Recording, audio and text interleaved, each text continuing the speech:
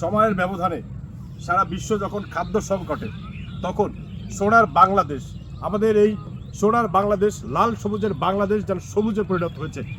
সেই সারা বিশ্বের খাদ্যের ঘাটতির সময় এবছর বাংলাদেশে যেমন ফলেছে ধান, আপনারা দেখতে পাচ্ছেন সোনার জমিতে ধান ফলেছে, অন্যদিকে একই জমিতে সংমিশ্রণভাবে চাষ করে কিন্তু আম গাছ লাগানো হয়েছে। যে আম গাছে আপনারা দেখতে পাচ্ছেন যে পর্যাপ্ত পরিমাণ ফলন কিন্তু দেখা দিয়েছে।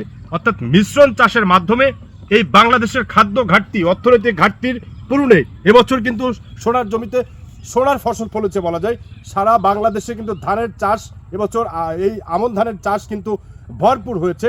অন্যদিকে কিন্তু আমের চাষও, আমের ফলনও বেশি ভালো দেখা দিয়েছে। আপনারা দেখতে পাচ্ছেন সংমিশ্রণ চাষ, আমের যে বাগান রয়েছে।